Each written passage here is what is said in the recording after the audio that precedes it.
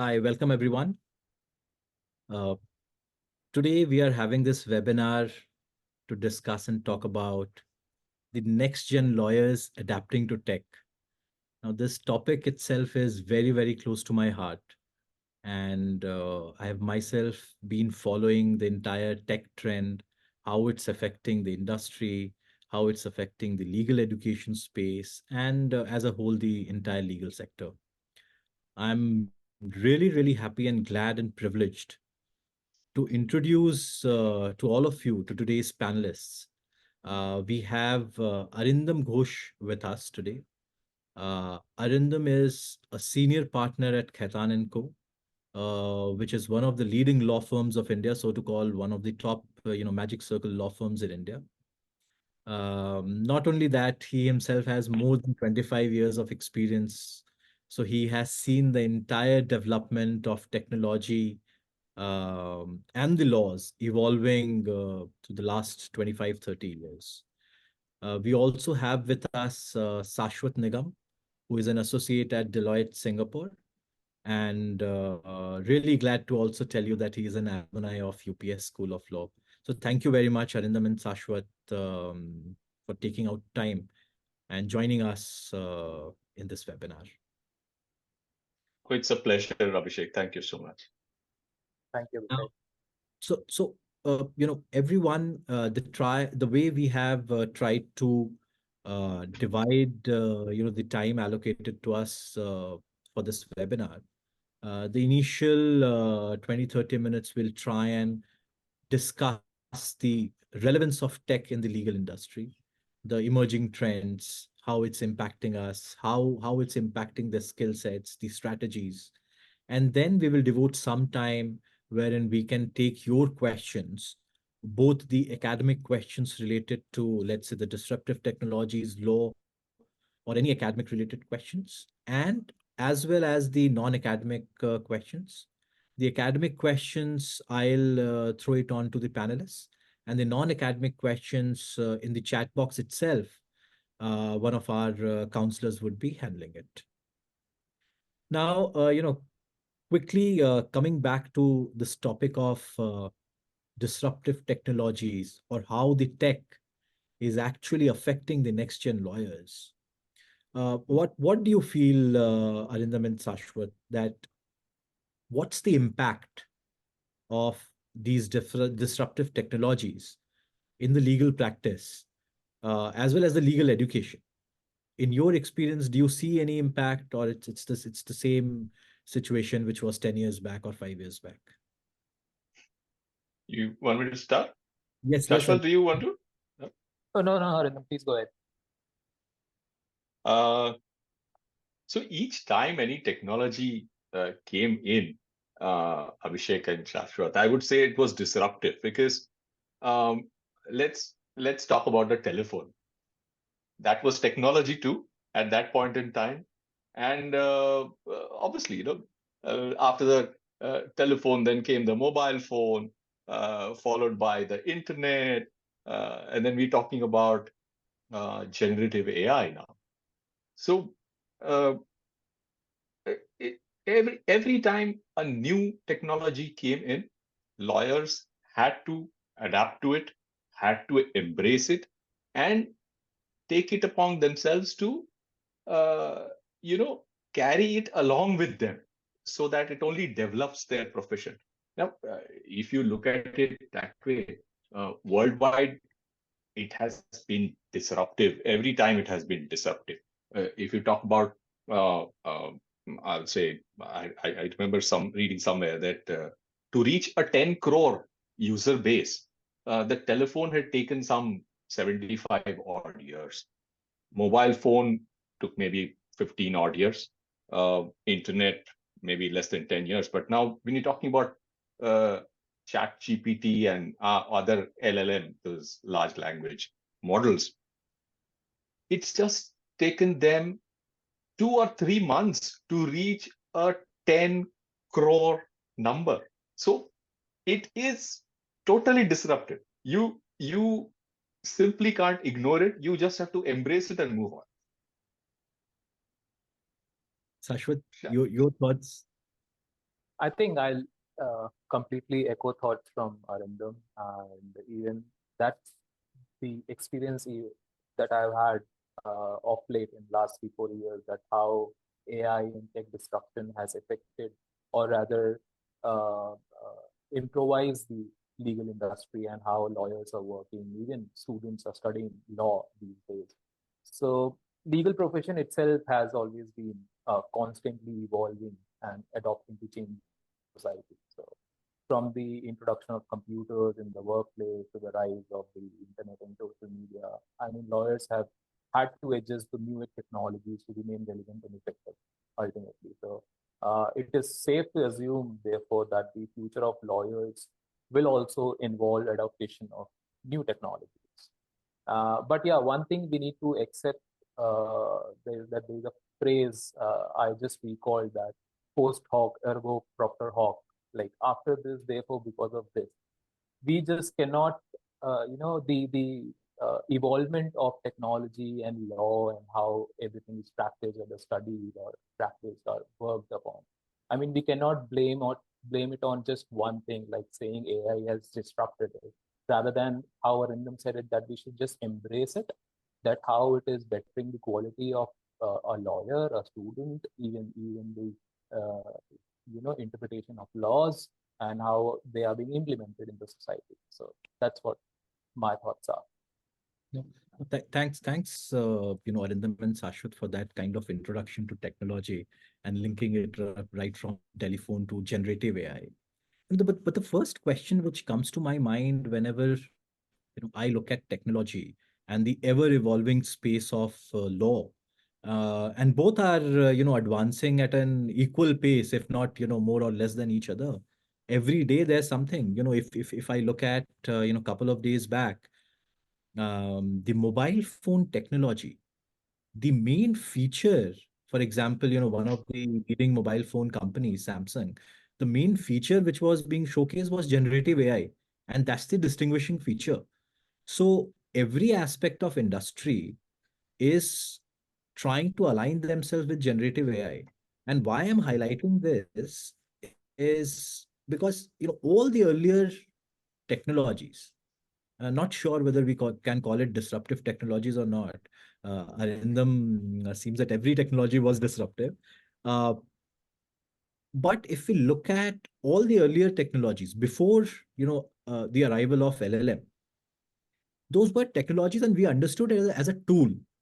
So let's say if a lawyer or a law student looks at couple of segments, let's look at legal drafting, let's look at legal research, let's look at arguments, let's look at advisory. All these things were made easy with certain tools which were available earlier. But with the arrival of LLM and platforms like ChatGPT, now we have some sort of a platform where human-like advisory skill set is appearing in form of technology.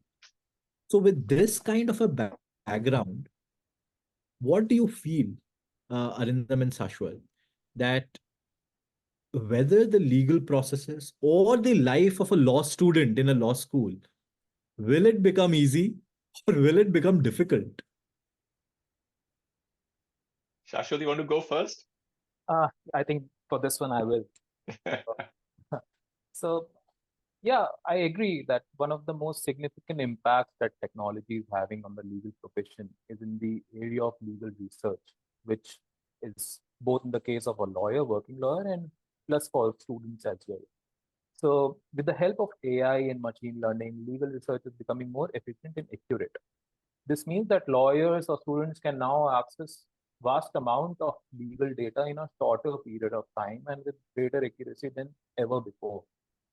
However, I mean, this does not mean that studying law, whether it's 3 years or 5 years, or working as a lawyer, will become obsolete. I mean, this will become obsolete in the field, in this field. Rather, it means that a lawyer will need to become more skilled in the use of these tools, understand the law, uh, and to ensure that they are providing the best possible services to their clients, or applying the best methodology and interpretation of laws when they're studying.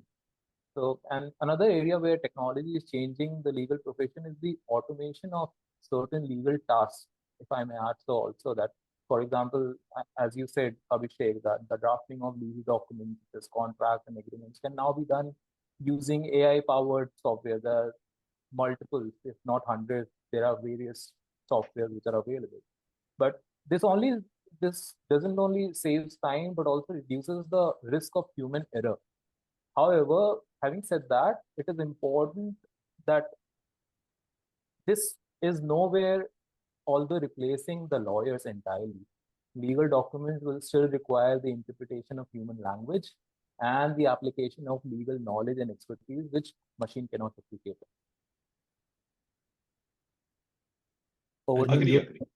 Completely agree, Shashwat, because, uh, if we were to look at the position now and the generative AI that we are talking about, see, it's as good as uh, how you have trained it, because ultimately it's something that you need to train. Only then you can achieve, or then you can expect good results. That training, who's giving that training or who's writing that algorithm for the training? It's the human. You can't, of course, the first set will, of course, be written by a human. Then maybe over a period of time, it will slowly be taken over by another AI who will try and do it. But, you know, the first, the person who's setting the ball rolling is the human. So that can't be wished away. So the start process has to be a human. So you have to work towards, that human person has to work towards writing a perfect or a near perfect code to start with. So you need to train yourself to do that first. Then comes all the other processes. I mean, like I mentioned, it's here to stay. You have to embrace it. But, uh, uh, I would say it doesn't take away the work of a lawyer completely. But, uh, the way we have been practicing law will definitely change over a period of time, depending on how it goes. Uh, One example, from long time back, I remember, uh, we and then how technology has been kind of uh, uh, helping in the everyday process. Now let's take. I'm an M&A lawyer, so I'll give you an M&A example from long back. Uh, any new lawyer is staffed in a due diligence, something called a due diligence, where, if you want to acquire something, you will go ahead and look at the company. You will want to look at the legal aspects of the company, financial aspects, and so on and so forth before you go in and put money. So during the time when I had started, there used to be, and Abhishek, I'm sure you'll also recollect, there used to be a whole team of lawyers who would go, all suited, booted, go to the client. At least 5 or 6 of us had gone to one of these clients at that point in time. And the person, the CEO of the company, or rather the owner of the company, that person, was totally taken aback. He said, who are these people? 6 people in suits? What have they come here for? And at that point in time, I remember he had actually taken my partner on one side and told them, please, can you tell your people to dress down a little, or maybe, try and send a few people back, because people in my company are thinking that there has been an IT raid, and that I would want to avoid at all costs. Now, why I took this example is, see, from those times, any due diligence that had to be done on site. But later on, with technology, what happens? All of those huge room full of documents gets converted into a compact disc, a CD, which was sent. Later on, the CD became, something which you would scan and put up on the cloud, and then everybody could see it sitting at their desk. So these are the good things. which technology has helped with, and I thought I should share. I should share this little, uh, you know, thing which remained in my mind since quite some time. No, no, thanks, Arindam. I have also been part of, the exactly the same thing which you articulated, going for due diligences, physically, and then doing it through a pen drive or a compact disk, and then doing it on the cloud. So absolutely relevant, example that how technology has changed a very simple, work, which is the bread and butter of, any corporate lawyer, which is due diligence. Now, let me ask you a little difficult question, Sashwat, and then I'll, ask the same question to Arindam as well. In your, day-to-day life as a professional, and sorry, I'm putting both of you on spot. Uh, how comfortable are you using these tools, and do you really see a difference as far as your efficiency or the quality of the work is concerned? All right. So, in the latest development in my life has been professionally that there is a AI generated platform called Harvey, which is particularly for lawyers. So Deloitte has implemented that platform, and there are numerous in thousands organizations are waiting are in the waiting list to use this platform because the bandwidth is not so much. But somehow Deloitte got this platform and they have implemented it. So the first how to use it, the training that was provided to us, how to use it, and how to integrate it with our day-to-day lives and with every transaction that is taking place. So the training was provided, which lasted for almost a month, right? And then so it was something which was completely new, LLM or any other kind of blockchain that was being used for smart contracts within Harvey, and how to do the research uh, to get a desired result. So that training lasted for a month, but recently we used this platform for a transaction, which transaction involved multiple market entry within Southeast Asia for a company, and the due diligence and other facts that we had to look upon in terms of the laws, the litigation, the multiple aspects and factors which are involved to first decide whether these are the appropriate markets to enter or not, which used to take, as per my experience, which used to take around a year or at least 8 to 9 months. But with this platform and with this Harvey that we use in this, it brought down that 1 year or 9 to 12 months of time frame to just 2 to 3 months. So that's the kind of in terms of improving the timeline of any project that is being initiated by a company.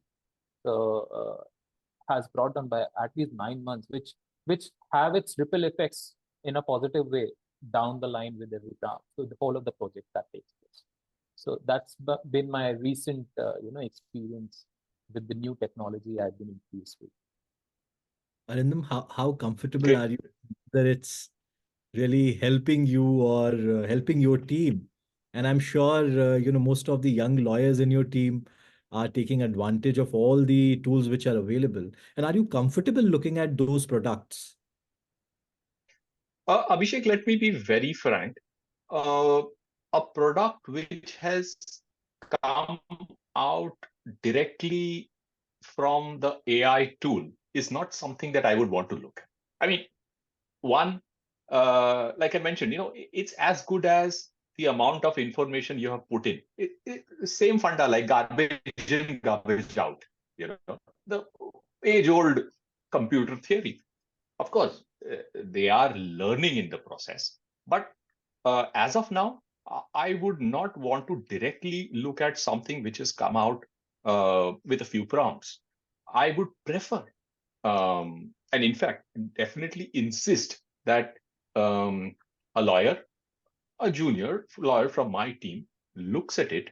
Of course, I'm not against the person using it to maybe do a little bit of research, uh, write a document, do some legal analysis, come up with some info. Yeah, I'm not against it at all, but that should only be the starting point. You can't completely rely on it. So basically, you know, I would use technology as a, what should I say, a co-pilot. I wouldn't use it as the pilot, you know. That So that that's what I would think. Ultimately, you have to use it to, give better service to your clients. So if clients are using it, why not you? You should know more about it so that you can help your clients. that reminds me that Microsoft echoes the same sentiments, Arindam, because they have named their products, the generative AI products, which they have, be it for Word and PPT, as Microsoft Copilot. Oh my God. Please delete the last few sentences I just spoke. so, Yeah, so, that so we have. Abhishek, before you go to another, if I can just interject, that brings me uh, to a very interesting case. Uh, I don't know if maybe you can discuss it later on, but it's got something to do with how a trademark using the word, I think part of Instagram, using the word Instagram, how it was, the person used AI to actually arrive at a settlement with Meta. We can discuss that later when it comes, but please do remind me. Yeah, that is something interesting people would So, like to know. I'm so both of you have highlighted, the benefits of it and how comfortable you are using, such tools. And also some bit, you have already highlighted, Arindam, what you like about it, what you don't like about it, that it's just a blueprint and a starting point, and human intervention is required to make it, viable to even present it to a client. And even, be comfortable whether it's the real research or not, and then the real, interpretation of law or not. Apart from that, what do you see as the biggest challenge, both from a practical perspective and from a legal perspective, in using these AI technologies? And not only for the lawyers, but also for law students, because it has a direct connection with ethics. Do you think, what's your personal view, whether it's ethical for even law students to use, let's say, a chat GPT or a bard to come up and do their research and write their projects? What's your thought on it? Oh, Abhishek, I would say, I would use the same yardstick as I would do with my team. I am not averse of them using it to kind of try and collate the data, but the work product that ultimately is presented should be theirs. It should not be something which, is completely written by the AI. Now, that is where the ethical part comes in. They should, be somebody who uh, they shouldn't be the one who would want to just pick up, copy paste the whole thing and paste it and present it as their own paper, because that's not ethical. That's straight not ethical. You can draw inspirations, you can try and look at the data, of course, go behind it, check each detail, because with AI there is this thing about hallucination. If the AI tool doesn't know anything about it, it will try and hallucinate and produce such an answer that seems like, oh, this is it. But you need to go behind it, check the facts, and then use it in your own words, or try and get some uh, some info out of it, and then present it uh, using your own words rather than just doing a copy paste, which is obviously not ethical. And they have to be very wary about it. Results, like you say, it may not be up to date, because obviously the free version of ChatGPT says it's up to a particular date and all of that. So uh, they need to check it at their end before presenting it as their own. That is for sure. Sashwat, your thoughts on it? So I think Arindam has already covered most of the things that I would like to say, but just adding few points that though yes, AI kind of turbocharges the drafting of any written material from scratch and make edits and for replacement text.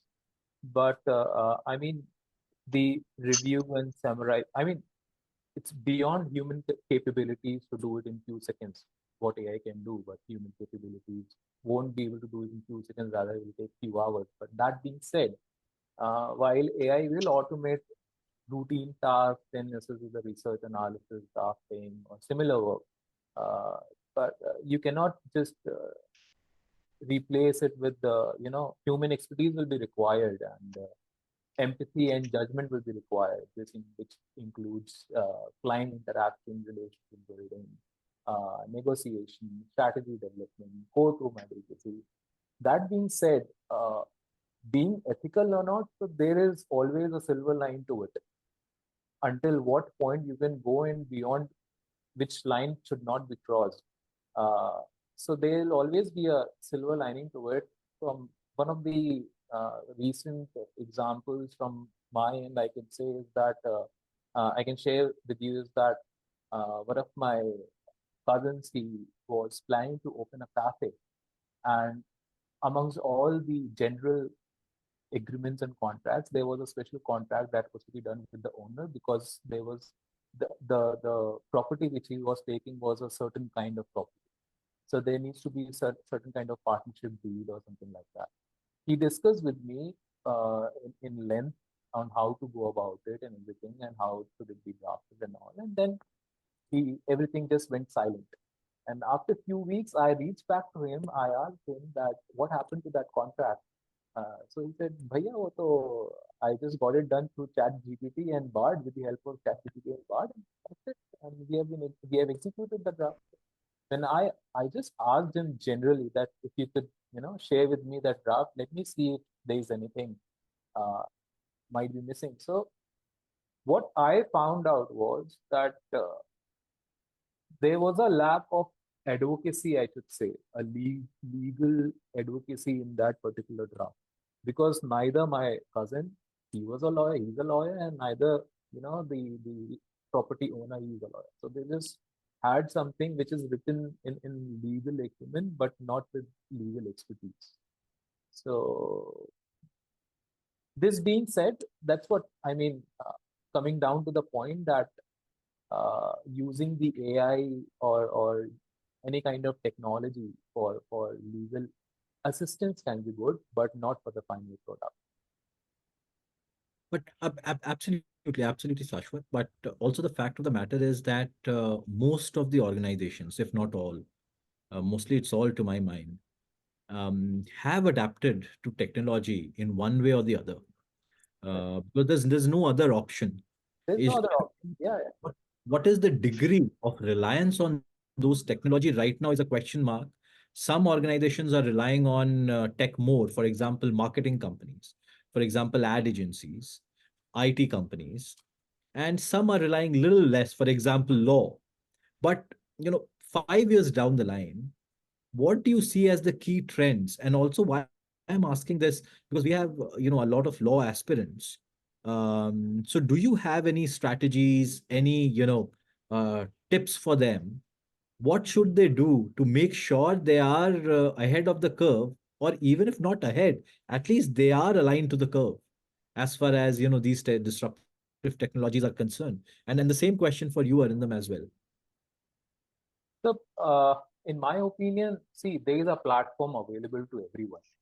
Whether to board that train or not, that's completely one choice. But ultimately, you have to board that train, no matter what. If you're in the industry, if you're in that profession, you will have to board that train. You board the first bogie or you board the last bogie. That completely depends on you. But that particular train is on the station and the platform is there for you. So as we said, that it's a ever evolving process. Be it be any profession, and especially with the legal field, as a lawyer, as a student. So there will be new technology, new skills which will be required every now and then, and there will be updation an upgradation of your skill sets every 6 months, if not a year, because there will be something new that will be coming on. So getting most out of those AI tools will involve far more than just pushing a button. I mean, AI is most effective when it is used to complement human skills. And the people who learn how to leverage this collaboration well will get the most mileage of those AI tools. If one doesn't know what blockchain is, then that particular person will not be able to understand what smart contracts are based upon. If one doesn't know how AI tools are working, or just to do a normal research or search, how to do a search on those AI system or mechanism, then they are lagging behind. I mean, this ultimately will require new skills, knowing how to choose the right AI tool for a particular task, how to construct the right queries, and evaluate the relevance, quality, accuracy to the responses. So, attorney, I mean, the lawyers need to be attentive to ensuring that AI tool is done with appropriate attention to protect the confidentiality also. I mean, you just cannot give up everything to the technology, which you're not supposed to. There are NDAs involved. There are particular things which cannot be, just discussed out loud. There has to be certain, as I said, there is always a silver lining to it. Right. So, So, Shashwat, if you have to pick up one strategy or one tip for law aspirants as far as AI disruptive technology is concerned, what will that be? What would you like to tell them, that this is one skill set or this is one strategy which you must use so that you are, at least aligned to the curve? I mean, uh, for the students who are looking forward to pursue law in a very layman language, I would say that, as I mentioned earlier, there's a platform available. So by that platform, I meant is that there are uh, certain technologies which are available in the market, which is ever evolving, and just keeping apprised yourself apprised to those technologies, that what are they exactly, how blockchain is working, how chat GPT is working, how you can do a research on it, or you can have a appropriate feedback from those chat GPT platforms. So what are Understood. LLMs, how on the basis of those LLMs these so many apps are being done. So just having a basic general knowledge of those, so that at least you have a basic knowledge, and a point, at least you are risen up to certain ladders to rise up further. No? Arindam? Yeah, what I would say, and of course, agree with what Shashwat's saying, but point to note and very but to the point answer, which I think you are expecting, is something to do with prompt engineering. Okay, thank you very much for editing. That was my next question, but yes, thank you. So, uh, Abhishek, during our times, we always said, if you are doing your bachelor's in law, you might as well do a CS, Yes. a company secretary, that gives you, and if you're interested in company law, yeah, because that gives you a full kind of a flavor of the whole thing. You will appreciate it better. You'll be able to advise clients better. Now, bringing that thing, transporting it here, I would say a student should also try and do some courses which helps him with prompt engineering, because to use the technology, you need to know what prompts to kind of write, so that it gives you better results. So, moving up with the times, along with a CS, I would say a prompt engineering I course as so well. so I'm not gonna ask my last question, which was to do with prompt engineering, but I must tell you a quick story. So a couple of weeks back, I was interacting with, two managing partners of leading law firms of India, and both had the same question for me, that Abhishek, can you tell me good courses on prompt engineering? Because this is what they want to make sure that their associates do, because they Yes, are already using ChatGPT and of Bard. course. So they want their associates to actually go and do the course on prompt engineering. At least the results would be better. Yeah. I mean, So ultimately, anything to do with better service and getting more cases and getting more matters is what matters. absolutely, absolutely, absolutely.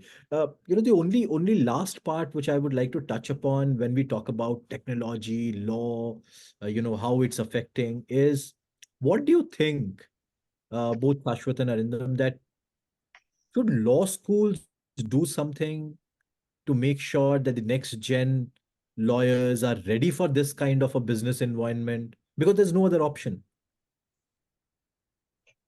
I think, of course, they should, like, you mentioned prompt engineering. It makes sense to try and set up some modules which will give them an introduction to the whole thing, how it can be used to come up with a better precedent. Of course, once I'm assuming once they join a law firm, or law firms themselves would have invested in technology.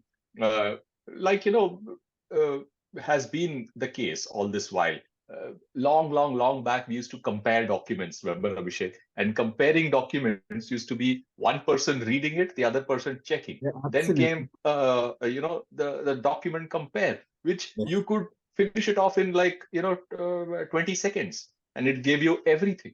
But I'll tell you what has that taken away?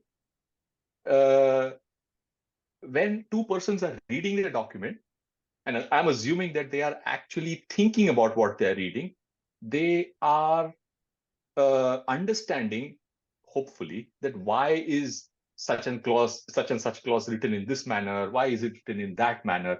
That is training.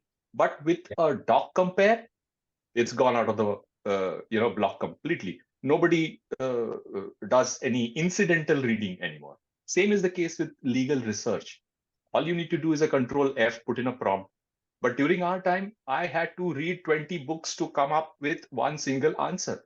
So then, maybe one book mattered at that point in time, but the 19 other which I had read would sit in my brain somewhere or the other, Mm. which came to me at the right moment when I needed it. Of course, you'll say all of that can be achieved by just putting in a few prompts. But again, that brings us back to prompt engineering. Sashwat, any thoughts on what law school should do? So, my thoughts are that technology will continue to transform the practices of every organization. By organization, I mean the colleges, the companies, and everyone, including everyone. So, as technology will advance, so does the legal issues. So, how we can, include reality into the education, like addressing emerging issues like artificial intelligence or blockchain or self-driving cars, internet governance. So for example, the rise of AI, I mean, raises the complex legal issues and ethical issues related to accountability, transparency, and liability. So if these things are on a year-on-year basis, if these things are addressed and these kind of realities are integrated with after graduating, will be much more prepared and to face the world and to be more effective as a employ and be a more better value addition to the organization. So, and we don't know, and the thing is, it's both the student as well as the course, I mean, the college and students that they have to, uh, you know, look upon or improvise things or upgrade things as they are happening in the real world. So, we don't know down the line, 2 years, 3 years, whether they will be anything like ChatGPT or they will be 100 times better than ChatGPT. So we don't know. We have to just wait and watch. As a lawyer, we cannot foresee the technology, but as a students, we can just adapt what is changing. Uh, so adapt to technology will play a key role, in fostering innovation and then facilitating collaboration among uh, education and the the technology advancement that is happening. So I think that's Absolutely, what it is. absolutely, absolutely. If we talk about the legal education and how law schools, not only in India, but across all other jurisdictions, how they are adapting to technology. One is in their own processes. Second is in relation to the pedagogy, how they are delivering those lectures, what we call as, dry legal subjects, the way the pedagogy has evolved now. These are very engaging, classes with the use of technology. Also introducing, certain subjects which deals with disruptive technologies. And the other law school which comes to my mind apart from UPS School of Law is the Columbia Law School. They have a specific course on disruptive technologies law, just like the way we have it an honors program on disruptive technology. So absolutely, AI has really changed a lot the way the entire legal sector is functioning, whether it's the practice or the legal education. And going forward, we may say 5 years, but it may happen in a year. We don't know that. What kind of catalyst is there with respect to AI and technology? No one's sure. So thank you very much, Arindam and Sashwat. Any last words from Arindam, you, Sashwat? Anything which you want to tell our students, prospective students, anything on AI, law, or just generally anything to prospective law students? Shashwat can have the last word. I'll have the second blast. I just, I just wanted to say, the CEO of OpenAI, Yes. Sam Altman, he Yes. himself says that, look, using Chat GPT for anything important uh, uh, right now would be a mistake, or it's the other way around. Basically, the thing being, the keywords being, using it would be a mistake right now, but right now is only right now. Going forward, like you mentioned, 3 years, 2 years, 2 months, 1 year, we don't know. Right now, it's a challenge. Going forward, it's not going to be. It's really going to be, forced to reckon. Thank you, Arindam. Sashwat. So now that we are speaking about the CEO, so I also recall Sundar Pichai's recent comments that he had, that he had an interesting yeah, prediction, I should say, that in addition to AI making the legal profession better, he's what I recall is that he is willing to almost bet there will be more lawyers a decade from now. And because the underlying reason why law exists and legal system exists aren't going to go away, because those are humanity problems. So that's what Sundar Pichai's comments were. And in addition to the new skills required, the identification, what generative AI could be, how to use it, the purposes of generative AI, familiarity with the AI concepts and models like the LLMs and different algorithms, and prompt engineering for legal practices or data literacy. That being said, you know, AI, I mean, AI will automate routine tasks and assist with research and analysis. But this will not replace the interaction, relationship building, negotiation, strategy development, courtroom advocacy, or boardroom advocacy, I could say, for corporate lawyers. So this is not going in. This will always be there. And the That, better that skilled lawyer you are, the more productive and value addition you will. No, no, thanks, Ashwat. And being the moderator of this webinar, maybe I can also have, the last words. Of Um, course. you talked about Sam Arindam, the CEO of OpenAI. In one of the memes, I saw that, we are all talking about that AI is not going to replace, humans and the workforce. Uh, the day Sam was made to resign as the CEO of OpenAI, there was a meme which was floating around that AI has taken the first job, being the CEO of OpenAI. So the only thing, and this is my personal opinion, that if we view AI as a tool and we are ready and willing to utilize it and we get accustomed to it, No one, can replace us. But if we are just on the couch as an observer, not ready and willing to even try and utilize those resources, maybe, I'm not sure, but maybe, if the jobs will be taken away, those are the first jobs which will be taken away. So sensitize yourself, be aware of what's happening in the industry, in the technology, at least test it and see whether, it's actually helping you or not. So thank you very much, Arindam, Sashwat, for taking out time from your busy schedules and being here available with us for our prospective students and the next gen lawyers. So if anyone has any questions, we are here for the next 5 minutes and we'll be happy to answer those. And of course, on the academic side, please restrict the questions to whatever we have been discussing so far, because I do see several questions related to criminal law and how a judge will react in certain cases of murder. We will definitely hold a specific webinar on criminal law with the new IPC, CRPC, and Evidence Act, which is coming. So of course, we will deal with these questions separately. But if you have any specific academic related questions related to UPES, please feel free to quickly highlight those questions on the Q&A block, and our counselor will try and answer. Or if you have any question on AI related laws, many tips, strategies for adapting to AI technology, or any laws relating to these disruptive technologies, we are happy to answer. So Tarun, I don't see any specific question. 1 minute. There is one Tanisha. Tanisha is asking that AI can also fake the voice. We are hearing that AI can make the same voice as we can. So will there be any evidence if any criminal takes help from AI and uses it?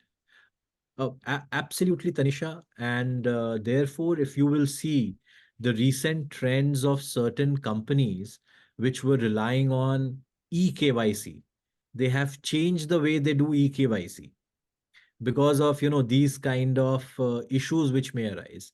And as far as voice cloning is concerned, I must tell you that I have myself cloned my voice. And we UPS School of Law has India's first AI based digital law professor called Absin.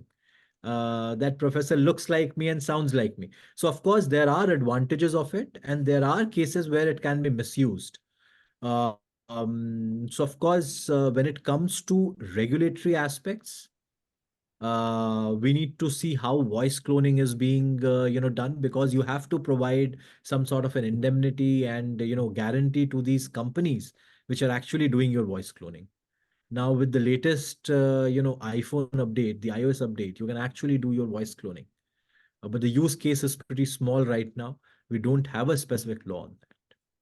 Arindam and Sashwat, if you want to add anything to Tanisha's question. No, I think you answered it pretty well, Abhishek, because as of now, obviously there are no laws. And your technology obviously uh, moves much faster than the law moves. So it's always the law which is playing catch up. So we are yet to catch up, at least in India. The last question which we are going to take is from some anonymous attendee, that will a course on AI help for lawyers? Of course, we have been talking about prompt engineering. At least we should know what to ask. See, these platforms are ready with the answers. Whether right or wrong, not sure. Whether it's the correct analysis or not, we're not sure. But they're ready with the answers. So it depends on what you're asking. So prompt engineering is the way to learn, what to ask, how to ask. So of course, some sort of certification course on that will help. Also to understand the laws which govern these disruptive technologies will help. Definitely, I agree. Okay, perfect. Thank you. Thank you very much, Arindam. Thank you very much, Sashwat, once again. Thank you, Tarun, for organizing this. And thanks everyone who attended this webinar. There will be, some sort of email ID available with you if you want to reach out to our counselors. just generally asking about any non-academic query. And if you do have any academic query, feel free to email it to me. I will try and respond to it as soon as possible. Thank you. Thank you very much.